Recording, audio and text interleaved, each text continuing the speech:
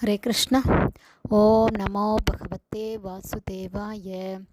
ஹரே கிருஷ்ணா. ஸ்ரீமத் பகவத்கீதை அத்தியாயம் 2, கீதையின் உட்பொருட் சுருக்கம். இதில் பதம் 1. சஞ்சய உவாச்ச தம் ததா கிருபயாவிஷ்டம் அஸ்ருபூர்ணாகுலேக்ஷணம் விஷேதந்தம் இதம் வாக்கியம் உவாச்ச மதுசூதன. சஞ்சயன் கூறினார். பரிவும் கவலையும் நிறைந்து கண்ணீர் ததும்ப அமர்ந்துவிட்ட அர்ஜுனனை பார்த்து மதுசூதனரான ஸ்ரீகிருஷ்ணர் பின்வருமாறு கூறினார். ஹரே கிருஷ்ணா. இதோட எக்ஸ்பிளனேஷன் போன ஆடியோவில் கொஞ்சம் பார்த்துருக்கோம். ஜெய் ஸ்ரீல பிரபுபாத். பௌதீகமான பிரிவு, எதிரில் இருக்கிறவங்கெல்லாம் இறந்து போயிடுவாங்க அப்படிங்கிற பௌதீகமான பிரிவு, கவலை, கண்ணீர், இது எல்லாமே உண்மையான ஆத்மாவை அறியாததால், தெரிஞ்சுக்காததால் ஏற்படக்கூடிய அறிகுறிகள். ஏன்னா நித்தியமான ஆத்மா அது அதை நினைக்கிறது தான் மிக உயர்ந்தது. ஏன்னா நாம் ஆத்மா அப்படிங்கிறத தெரிஞ்சுக்கிறது ரொம்ப ரொம்ப முக்கியம். இதில் அழகாக ஒரு எக்ஸ்பிளனேஷன் பிரபுபாதா சொல்கிறாரு.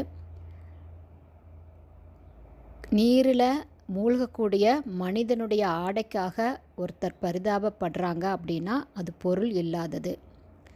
அதே மாதிரி ஏன்னா நீரில் மூழ்கக்கூடிய மனிதனை தான் காப்பாற்றணும் இல்லையா, வெளி ஆடைக்கு கவலைப்படக்கூடாது.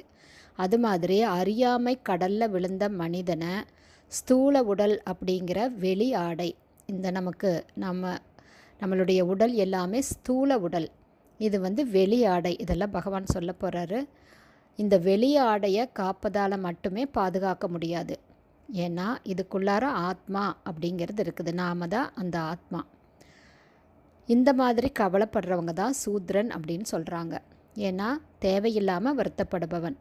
அர்ஜுனன் சத்திரியன், அதனால் இந்த குணம் அவர்கிட்ட எதிர்பார்க்கப்படவில்லை. அதனால தான் பகவான் கிருஷ்ணர் பகவத்கீதையை உபதேசிக்கிறார்.